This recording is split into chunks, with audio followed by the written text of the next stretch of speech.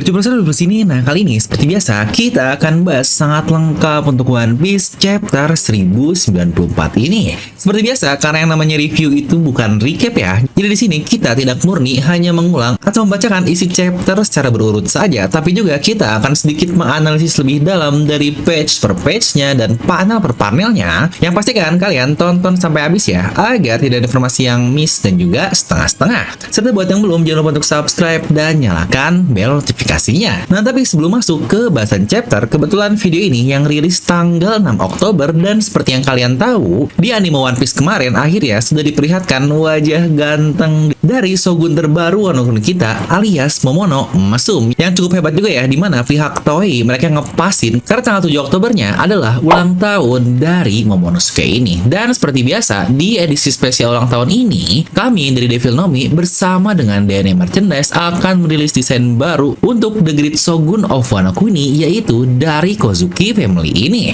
dimana Kozuki ini memiliki arti patience and determination, hal yang sangat cocok sekali untuk kedua maksud ini alias Oden dan juga anaknya yaitu Momonosuke, yang bahkan untuk warnanya pun warna spesial yang bakal jarang banget lah untuk ibu-ibu menggunakan warna ini, yaitu di baby blue. Jadi pas banget kan buat kalian yang mau meningkatkan status wibu kalian. Dan di masa ulang tahun plus new arrivals ada promo diskon dari 150.000 hanya menjadi 99.000 saja. Yuk buruan, promo ini hanya berlaku sampai tanggal 11 Oktober saja. Nah, kalian bisa langsung klik link di deskripsi video ya untuk pemesanan melalui Shopee atau Tokopedia. Nah, oke lah, siapkan kopi, jangan lupa besar, pasang headsetnya, ambil posisi PW, and wadidaw. Nah, judul dari chapter ini adalah Saint Garcia Saturn Gorosei, sang pejuang dewa di bidang pertahanan dan sains. Nah, kita akan mulai dari cover majalah terlebih dahulu ya, dimana terlihat di sini Luffy dan Kizaru, mereka berdua menjadi halaman utama di majalah Shueisha kali ini. Yang bahkan kalau kalian sadar terdapat tulisan monster di bawah kiri ini yang akan ada hubungan dengan color sprite yang kita dapatkan di chapter ini juga. Ya benar, dimana ini adalah salah satu color sprite yang menurut saya, wah ini keren parah. Terlihat seluruh nama Shimotsuki di satu color sprite ini dengan alasan singkatnya karena edisi monster tadi yang muncul di cover tersebut itu adalah salah satu one shot manga Oda terkait Ryuma yang sebelumnya dia bikin sebelum munculnya serial One Piece yang katanya akan dibuat untuk versi animenya, yang wah ini pasti mantap banget. Tapi coba sebentar, di sini kita akan bahas singkat dulu ya terkait color sprite yang ada, karena lagi-lagi yang namanya color sprite ini canon alias sangat masuk ke cerita utama kita. Di mana di bagian kanan kita melihat ada satu keluarga full dari Kaushiro, Kozaburo, dan cucunya yaitu Shimotsuki Kuina. Di mana hal menarik yang kita dapatkan di sini adalah Kuina yang awalnya terlihat berambut warna biru. Di mana jika kalian lihat gambar ini adalah versi manga berwarna yang resmi dari Jepang sana ya. Yang berarti dulunya warna resmi dari rambut Kuina adalah warna biru. Yang bahkan di anime pun sama, tetapi ada beberapa perubahan di versi remake untuk animenya menjadi hitam kebiruan seperti inilah. Sekarang sepertinya Oda benar-benar murni mengubah warnanya yang awalnya biru menjadi benar-benar hitam. Ya, mengingat ayahnya yaitu Kaushiro memiliki rambut yang berwarna hitam juga. Dan alasan lain kenapa rambutnya berwarna biru bisa kita lihat untuk keluarga di bagian kiri, yang juga ini adalah sama-sama dari klan Shimotsuki, di mana ada Orochimaru, Yasui, yang bahkan Onimaru juga ada di sini. Mungkin dulunya alasan kenapa Kuina berambut warna biru karena ternyata klan Shimotsuki ini banyak juga yang berambut berwarna biru. Tapi lagi-lagi karena ini adalah sebuah klan dan bukan darah yang secara langsung seperti orang tua dan anak, maka tentu saja pasti banyak hal berbeda juga yang diwariskan ke bawahan-bawahannya. Nah, lalu yang menjadi pusat utama color split kali ini tentu saja Babang Zoro kita dengan sang pendekar dewa atau Sword God alias Ryuma. Di sini Zoro digambar saat sedang menggunakan jurusnya ketika melawan King lalu, dan Ryuma juga dia menggunakan serangannya yang bernama Hiryu KR, yang bahkan ini adalah serangan yang sama persis yang digunakan di one shot manga monster tadi, yang jika kalian lihat itu ancang-ancangnya sama banget, yang bahkan ada naga juga di bagian belakangnya. Tapi saudara kalian, serangan yang Ryuma gunakan ini adalah serangan yang sama persis juga yang Zoro gunakan ketika dia mengalahkan zombie Ryuma di Tridebak lalu. Bukankah Oda memang sangat hebat dalam memainkan sebuah paralel? Tapi satu hal yang mencurigakan menurut saya adalah kita lihat wajah di bagian kiri belakang itu Kira-kira siapakah orang itu? Apakah wajah asli dari Ryuma di masa hidupnya? Atau jangan-jangan dia adalah Roronoa Arashi yang notabene ayah dari Zoro? Kira-kira menurut kalian siapa? Coba tuliskan di kolom komentar. Dan buat yang belum nonton juga terkait keluarga lengkap Zoro, bisa langsung tonton video ini ya jika kalian penasaran. Nah, kita akan langsung masuk ke pembahasan dari chapter ini yang sejujurnya ini chapter yang sangat wadaw sekali. Chapter pun dimulai dari teriakan Atlas kepada pasifista, bahkan dengan gambaran dari Oda di mana perintah sudah ada di bagian Vegapunk. Ya, tapi di sini kita belum melihat berubah ke bagian Gorosei yang kemungkinan akan kita lihat ya sepertinya di chapter depan, karena kedatangan langsung Gorosei di chapter ini belum benar-benar dia memberikan perintah mutlak kepada para pasifista, terutama untuk bergerak, karena hanya diperintahkan untuk berhenti saja. Di mana momen perintah oleh Vegapunk ini ternyata membuat angkatan laut sangat kocar-kacir yang lagi-lagi nggak perlu diulang lah ya. Walau dia ini adalah sebuah pasifista alias robot yang notabene biasa-biasa saja, tapi jangan lupa prototipenya saja dahulu di masa pre-time skip sudah sekuat apa. Yang wajar mereka saat ini pada kabur, toh bukankah ini adalah pasifista generasi ketiga yang sangat kuat sekali. Dimana terlihat Sanji, Franky, mereka sudah masuk juga ke dalam Vega Tank yang sejujurnya ini cukup penasaran ya gimana cara mereka memainkan bubble-bubble tersebut yang awalnya keras dan tiba-tiba jadi lembek, dimana di sini terlihat Sanji dan Atlas keluar kepalanya dari bubble tersebut. Tapi bukankah di sisi lain kita pernah melihat juga bagaimana bubble ini bisa sangat keras sekali, bahkan meriam tidak bisa menembusnya. Yang bahkan Seraphim pun selain dilemahkan oleh Kairoseki, mereka hanya bisa terdiam dalam bubble ini saja, yang lagi-lagi bisa kuat dan lembek begitu saja. Nah, di sini Sanji dengan radar wanita yang luar biasanya akhirnya berhasil menemukan Bone. Franky pun saya bertanya, "Hah, seriusan Sanji?" Dan di situ Sanji menjawab lagi, "Lah, sejak kapan radar wanitaku pernah salah?" Vegapunk bahkan merespon, "Radar tersebut tidak terlihat ilmiah sih, tapi aku percaya kepadamu." Sanji pun akhirnya langsung dengan cepat terbang ke arah Bone ini, dimana Bone yang sebelumnya sembunyi akhirnya sudah ketahuan oleh salah satu Vice Admiral dengan dagu panjang tersebut, dimana dia menggunakan tongkat besar dengan kerang yang sangat besar juga di bagian ujungnya, dimana Bone dia membawa pistol yang entah ini pistol dari mana ya, apakah pistol Vegapunk atau pistol asli miliknya. Dan Bone dia menggunakan pistol tersebut untuk menyerang angkatan laut lain dengan nama serangan NDE yang berarti Near Death Experience. Ya benar, serangan itu mengenai kepala ketiga angkatan laut tersebut yang membuat mereka akhirnya berhalusinasi jika mereka sudah mati. Padahal sebenarnya kalau Bone ini dia menggunakan pistol biasa dan tembak kepala seperti itu, bukankah jangan halusinasi mati tetapi langsung mati beneran? Ya, apakah Bone memang terlalu baik atau bagaimana, dia akhirnya cuma dikasih halusinasi saja. Dan kalau kalian perhatikan dari dua panel di satu halaman ini, Oda benar-benar menggambar bokong dengan sangat-sangat jelas sekali. Yang sebenarnya untuk kali ini pun sudah pernah Oda sampaikan di SBS sebelumnya. Di situ Oda berkata sangat berharap ingin lebih banyak menggambar bokong dengan sangat baik, yang bahkan dia sampai latihan. Makanya kita melihat bagaimana cewek-cewek di pakaian masa depan alias di akhir ini lebih banyak pakaian yang sangat minim, karena itu memberikan Oda kesempatan untuk lebih banyak menggambar bokong yang aduh, autor kita ini memang mesum sekali. Lanjut di sini pun Bone kabur dan melihat ada pasifista lain, tetapi dia sangat aneh, kok seharusnya yang sudah berpihak ke Vegapunk, di sini pasifista ini malah mencoba menghalangi Bone. Yang ternyata pasifista ini dikendalikan oleh Bluegrass Vice Admiral nenek tua bangka yang mukanya menyebalkan ini. Dia memakan Nori Nori Nomi yang membuatnya bisa mengendalikan apapun yang dia kendarai, yang kira-kira apa aja ya yang bisa dia kendalikan. Dan Bone yang lagi-lagi melihat ayahnya dijadikan robot hanya terdiam saja saat pasifista tersebut mengeluarkan lasernya, hingga akhirnya Sanji pun berhasil datang dan menyelamatkan Bone. Tapi Sanji ini dia definisi cowok yang peka banget ya. Di situ dia langsung bilang kalau mereka memberitahuku tentang Kuma yang adalah ayahmu, jadi kau harus tenang. Yang wah, cewek mana coba yang nggak makin kelepek-kelepek kalau Sanji sifatnya yang super peka kayak gini. Dimana satu Vice Admiral menyerang lagi, tetapi karena tujuan utama mereka hanyalah untuk menyelamatkan Bone yang memberikan perintah ke pasifista lalu kembali lagi ke dom atas, makanya mereka sudah tidak ada alasan lagi untuk bertarung di bagian bawah. Makanya di sini Sanji pun hanya kabur dan tidak berusaha untuk melawan Vice Admiral. Walaupun banyak sekali haters-haters yang bilang, "Ini Sanji kabur bang lawan Vice Admiral," yang sejujurnya ini sudah sangat tidak relevan. Tapi yang penting kan dia berhasil ngegendong cewek, bos. Mantap. Dan berpindah kembali ke Labo PS lagi. Di sini Luffy masih terus-terusan bertarung melawan Kizaru yang ada di udara. Yang sepertinya benar ya bahasan kita sebelumnya, jika Kizaru benar-benar bisa terbang sekeinginan dia ingin kemanapun. Lagi-lagi Kizaru masih sangat santuy di sini. Dia berkata, aku takut aku tidak bisa menyelesaikan pekerjaanku dengan sempurna jika kita masih terus-terusan bermain di sini.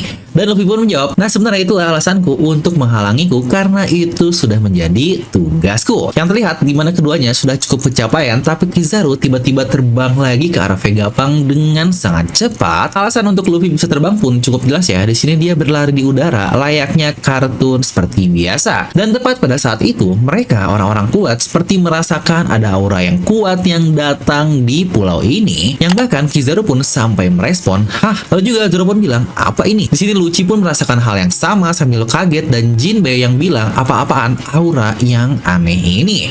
Dimana terlihat Nami, Usopp, dan Chopper mereka seperti sedang membawa seseorang yang entah siapakah itu, apakah Tante Stussy yang sebelumnya terluka, atau bahkan Robin kita masih belum tahu lah karena kurang jelas. Tapi yang menarik, Vice Admiral di sini dia berkata, jangan bilang yang kok kesannya Vice Admiral ini mah lebih tahu ya, karena bahkan sekelas Kizaru saja bingung jika apa yang sebenarnya sedang terjadi. Dimana sosok yang memberikan aura ini pun berkata, semua pasifista, tunda semua aksimu sekarang juga. Dan pasca itu langsung terlihat semua pasifista dalam keadaan terdiam. Vegapunk pun sangat bingung karena satu-satunya orang yang memiliki otoritas lebih tinggi darinya hanyalah para Gorosei saja. Dan di tengah-tengah pulau Egghead terdapat lingkaran sihir, ya ala-ala lingkaran satanis lah yang pasti kalian sangat familiar sekali. Dimana terdapat angka 5 di lingkarannya dengan bintang di tengahnya tersebut. Dimana yang luar biasanya adalah dari tengah lingkaran itu terlihat ada semacam ledakan api dan petir hitam yang terus-terusan keluar dari lingkaran sihir ini. Yang bahkan orang-orang di Vegapunk yang sadar jika akan ada hal datang yang terjadi, mereka langsung buru-buru kembali ke Labo Vesana. Dan pada saat itu Angkatan Laut membuat pengumuman besar bagi seluruh Angkatan Laut di Pulau Egghead. Sains Saturn dari Gorosei akan mendarat di Pulau Egghead. Semua Angkatan Laut yang memiliki ranking di bawah komandan tidak boleh sedikit pun melihatnya, dan para pelanggar tidak akan dimaafkan. Di mana orang-orang di Vegapunk pun mendengar jelas pengumuman tadi dan berkata jika Gorosei akan datang, yang jelas pastinya mereka tidak akan menyangka lah di mana salah satunya akan seniat itu untuk sampai ke pulau ini. Dan Franky pun yang seperti tidak tahu, dia bertanya, Gorosei itu apa? Dan Vegapunk menjelaskan mereka adalah otoritas tertinggi dan terkuat yang ada di dunia ini. Yang sepertinya ternyata sekelas Gorosei ini memang bukan pengetahuan umum ya bagi semua orang. Mungkin cuma orang-orang tertentu yang ada hubungan atau bersinggungan dengan pemerintah dunia, angkatan laut saja yang akan tahu terkait keberadaan Gorosei tersebut. Sanji yang dari awal sedang memperhatikan lingkaran tersebut pun melihat jika ada sesuatu yang keluar dari dalam lingkaran itu. Dan boom, akhirnya ternyata datanglah Saint Jagasya Saturn, sang pejuang dewa keamanan dan sains yang pastinya sangat terlibat sekali dengan Vegapunk. Dia berada di mode Zoanya yang sepertinya mode hybrid dari Awakening tersebut. Di sini memang tidak dikatakan apa sebenarnya buah iblisnya, dan berbagai hal lainnya pun tidak jelas di chapter ini. Dimana ada satu pelanggar Angkatan Laut yang setelah mendengar pengumuman tadi, dia tetap bebal sambil berkata, apa-apaan? Apa dia seperti monster? Padahal temannya sudah ngasih tahu orang-orang seperti kita tidak boleh melihat, yang ternyata benar saja. Hukumannya benar-benar tidak termaafkan, dan orang yang melihat Saturn ini alias mereka-mereka yang berpangkat rendah langsung kepalanya meledak begitu saja. Yang wah, ini adalah hal yang sebenarnya sangat gila sekali. Dan pada saat orang-orang fokus melihat ke bawah, Sanji pun sadar ada serangan dari atas yang ternyata itu adalah serangan dari Kizaru. Di sini Kizaru menghancurkan awan jalurnya dan membuat Vegapunk pun akhirnya semuanya kembali terjatuh ke bagian bawah. Entah itu adalah perbuatan yang sengaja atau tidak, kita masih belum tahu. Karena di sini Kizaru berkata, "Ups, hampir saja mengenaimu." Padahal bukankah perlu diingat ya, Kizaru ini adalah salah satu yang memiliki serangan presisi jarak jauh yang sangat-sangat baik sekali dengan kecepatan luar biasa cahaya, dan dia pun bahkan dapat memotong kunci es di Marineford dengan sangat baik. Luffy pun akhirnya berhasil mengikuti Kizaru, dan di sini Kizaru pun berkata, "Aduh, bukankah kau sudah mencapai batasmu di mode tersebut?" Luffy pun menyerang Kizaru menggunakan serangan yang bernama Gomu Gomu no White Star Gun. Dengan putarannya sangat cepat dan perpaduan haki plus awakening dari karetnya, serangan tersebut sama seperti ketika Luffy menonjok Kaido di Onigashima lalu dan menembus kepalanya seperti karet. Di sini pun hal sama pun terjadi, di mana tonjokan Luffy yang dilapisi Haus Kono Haki menembus menembus karet kepala Kizaru dengan sangat kuat yang bahkan ada efek bintang seperti nama jurusnya ini.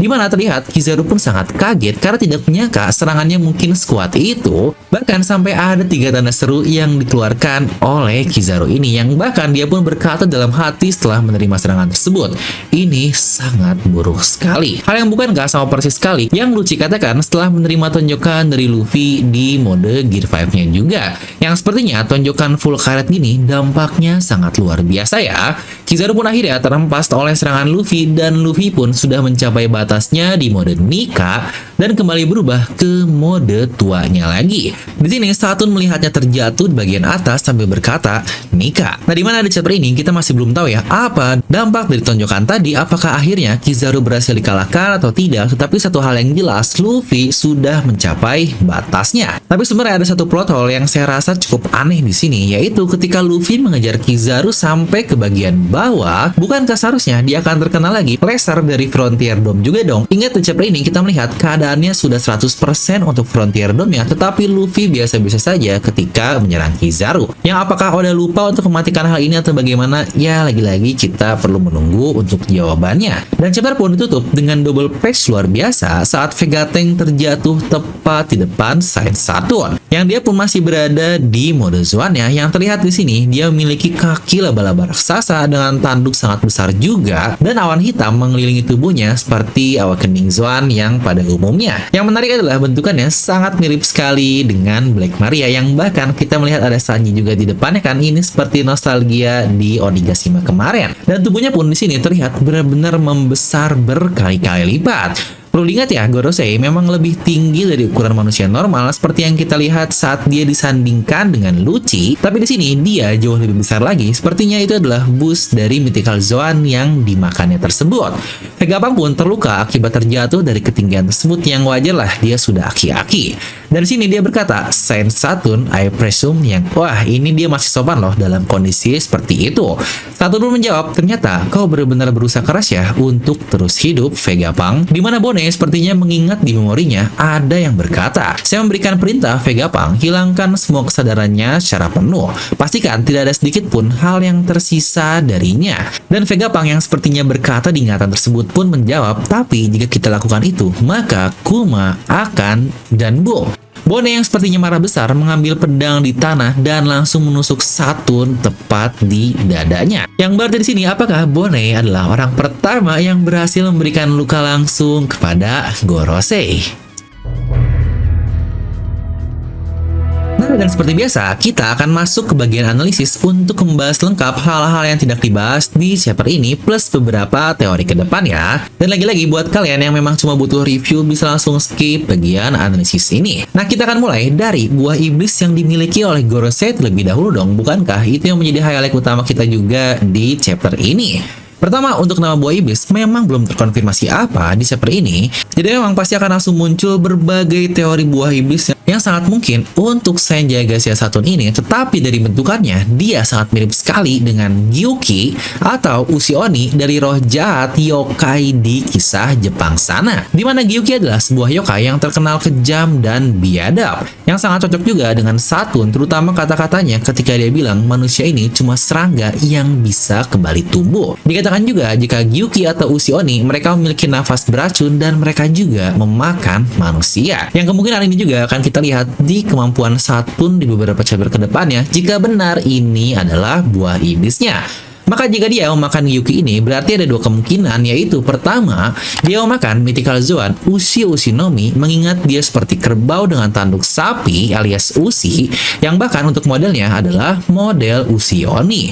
Atau bahkan jangan-jangan ada membuat satu klasifikasi lain yang bernama Oni Oninomi tipe Ushi Oni atau Gyuki, di mana Oni sendiri bisa dibilang sebagai roh jahat atau iblis, yang jika ini semua benar, maka hal ini akan sejalan dengan beberapa teori yang pernah saya bahas di channel ini, jangan-jangan buah iblis dari Gorosei dan Imo sepertinya bukanlah buah iblis dewa seperti Luffy dan yang lain-lainnya, tapi lebih ke buah iblis yang literally iblis ini sendiri. Dan jika benar ada klasifikasi yang bernama Oni Oninomi, yang berarti iblis, maka ini benar-benar akan menjadi game changer terkait kekuatan buah iblis di kedepannya. Jangan lupa, Luffy itu Hito-Hito yang berarti manusia, dan jika ada Oni-Oni yang berarti iblis, maka ini akan sangat masuk akal sekali. Yang kira-kira menurut kalian seperti apa? Coba tuliskan di kolom komentar. Ya, walau begitu, kita bisa melihat beberapa kemampuannya di chapter ini. Yang pertama, apakah dia benar-benar bisa teleport? Terlihat dari lingkaran sihir Shaiton yang muncul di tengah Egghead, bahkan dengan efek yang wah wadidaw banget, petir hitam lah, api lah, ledakan besar lah, dan tiba-tiba dia yang muncul juga dari dalam lingkaran pun menurut saya ini sangat aneh sekali. Karena bukankah biasanya muncul hal seperti ini tuh pasti dari langit yang terjatuh seperti Mr. Bean lah, ini kembali dia muncul dari bawah. Yang perlu dilihat ya, skalanya aja udah gila banget, bahkan satu pulau terdampak untuk efeknya. Dan yang menarik adalah dari lingkaran sihir itu terdapat angka 5 yang entah maksudnya karena Gorosei jumlahnya 5K atau memang karena dia Gorosei nomor 5. Karena sadar atau tidak, Oda cukup konsisten loh menggambar posisi Gorosei dari awal sampai akhir, dimana pertama yang mirip Sanji ini dan terus sampai ke kanan atau yang paling ujung adalah sign Saturn ini. Mulai dari awal kemunculannya di chapter 233, lalu juga saat Akainu datang ke Mary Joyce, dan yang terbaru saat mereka diperkenalkan pun Oda tetap konsisten untuk urutannya 1 siapa dan 5 atau yang paling kanan adalah Saturn tersebut. Ya, walau kita masih belum tahu apakah maksud urutannya dari sisi kekuatan di mana dia nomor 5 yang berarti dia yang paling lemah, atau memang itu hanya penanda saja. Tapi kalau dilihat dari sisi ini adalah manga shounen, yang wajar sih dia kelima yang notabene paling lemah, karena bukankah biasanya yang muncul pertama adalah yang paling lemah? Biasa kan gitu kan, pertama paling lemah dan terakhir adalah bosnya atau yang paling kuat. Tapi bukankah kalau kita pakai logika biasa di mana Saint Saturn ini adalah pejuang dewa di bidang pertahanan dan sense yang notabene pasti berurusan dengan namanya power level, kekuatan, bukankah seharusnya dia adalah yang paling kuat dari semuanya? Tapi lagi-lagi kita masih belum tahu terkait hal itu.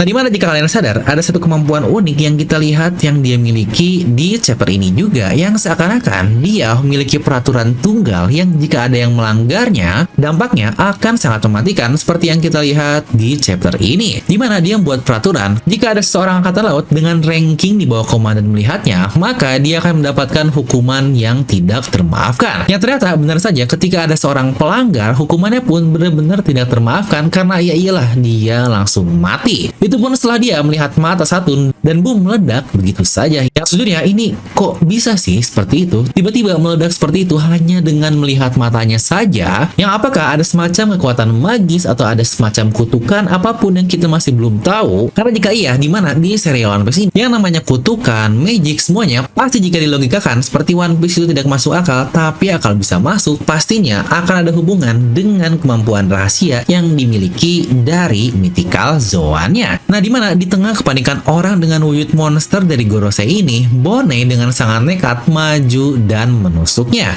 Entah apa yang ada di pikirannya tersebut. Pasti bakal banyak yang bilang, lah kenapa dia nusuk nggak pakai buah iblisnya kayak untuk ngurangin atau naikin umurnya lah atau bagaimana. Tetapi menurut saya jawabannya pun cukup jelas ya. Di sini emosi bermain sangat dalam untuk kasus Bone. Dia melihat seseorang yang kasarnya membunuh ayahnya, ya pastinya dia nggak akan berpikir jernih lah untuk bergerak. Bahkan melihat pasifista saja yang notabene seorang robot, dia diam ketika diserang oleh laser. Makanya di sini dia pun menyerang sambil dalam keadaan menangis, yang berarti itu akan menjawab semua alasan tadi. Dan entah kenapa jika Gorosei sampai memunculkan kemampuannya di arc ini, saya merasa pastinya akan ada dampak yang sangat-sangat menghebohkan sekali di dunia One Piece. Karena bukankah akan sangat aneh jika Gorosei pun sampai muncul dengan kekuatan yang ternyata dia ini sangat kuat. Akan aneh jika tidak ada karakter yang mati di arc Egghead ini. Entah siapapun itu, apakah mungkin Bone. Walaupun sejujurnya cukup bingung juga sih, semuanya punya plot armor yang buatnya tetap hidup, dimana Vegapunk pun baru muncul, masa langsung mati, bahkan Bone juga baru beraksi, masa langsung mati juga. Kira-kira karakter potensial siapa sih menurut kalian yang bakal dimatikan? Coba tuliskan di kolom komentar. Dan terakhir terkait Luffy versus Kizaru, dibilang mengecewakan sih iya juga sih. Pertarungan ini memang bukan jadi ajang pertarungan yang harus selesai sebenarnya, dimana tugas Kizaru dia adalah untuk membunuh Vegapunk dan tugas Luffy dia cuma untuk ngeganggu mengganggu Kizaru doang. Dimana bahkan tujuan utamanya juga adalah hanya untuk kabur dari Pulau Egghead dan bukan untuk mengalahkan Kizaru. Dimana nggak ada tugas spesifik lah seperti Luffy versus Kaido di Onigashima lalu, dimana Luffy mau tidak mau harus bisa ngalahin Kaido dan Kaido juga mau tidak mau harus membasmi semua pihak oposisinya agar tidak mengganggu negerinya tersebut. Jadi ya inilah yang udah berikan kepada kita. Seharusnya untuk pertarungannya pun sudah fix selesai ya, karena Luffy kembali ke mode tua lagi yang seharusnya nggak bisa ngapa-ngapain. Yang kalau dilihat-lihat kemampuan Gomu-Gomu ini alias Mythical Nika banyak banget efek sampingnya. Dari gear second yang bikin cepet capek lah untuk stamina-nya, gear third yang dulu bahkan menjadi kecil karena tegangan karetnya yang berlebihan, gear 4 pun sama sebelumnya karena kebanyakan pakai haki, dan sekarang gear 5 juga ngebuat kulitnya menjadi super kendur yang membuatnya seakan-akan jadi terlihat tua. Yang gimana ya, Luffy kalau harus bertarung cukup lama dimana efek sampingnya pun sudah separah ini. Dan terkait Kizaru, benar dia pasti merasakan dampak luar biasa dari satu serangan Luffy tadi, karena akhirnya setelah beberapa chapter kita melihat Kizaru pun akhirnya tergores guys di chapter ini. Dan di chapter yang sama pula dia akhirnya terkena serangan dahsyat dari karakter utama kita. Walau jelas dia terluka, tapi apakah dia akan langsung kalah? Ya untuk hal ini memang masih belum tahu. Tapi memang yang jadi pertanyaan kita semua pastinya kayak, lah masa sih Kizaru langsung kalah gitu saja? Dia seorang admiral dan terkena satu pukulan gitu saja. Karena bahkan dulu saja Kaido dia terkena serangan serupa oleh Luffy dan dia masih bisa bertarung dengan sangat kuat sekali. Ya tapi lagi-lagi kembali ke semua tujuan awal tadi, dan bahkan sekarang pun fokusnya sudah masuk ke Gorosei Saturn, dan dimana pastinya untuk beberapa chapter ke depan akan semakin tidak ketebak karena akhirnya Gorosei benar-benar unjuk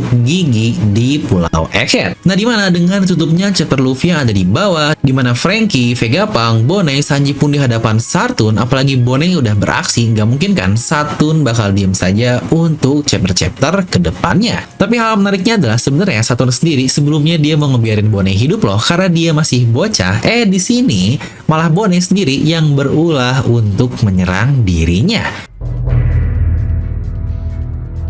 Nah jadi itulah untuk review lengkap kali ini, dimana memang banyak sekali sih bahasan-bahasan yang akan muncul dari satu chapter ini terkait Gorosei, buah iblisnya, Mythical Zoan, dan beberapa lainnya. Dimana sebenarnya saya juga udah pernah bahas lengkap di salah satu mega teori terkait buah iblis Gorosei yang berarti untuk Saturn gagal ya, karena kita mengira dia adalah banteng, ternyata banteng dengan kaki laba-laba. Tapi memang sisa-sisanya memprediksi buah iblisnya dari para yokai yang ada di Jepang sana sih, yang serupa dengan Saturn jika benar dia memakan buah iblis yang tadi kita bahas di bagian analisis. Nah chapter ini bisa dibilang sebagai pembuka saja dengan first impression luar biasa kekuatan dari Gorosei, makanya akan saya beri nilai 9,2 dari skala 10.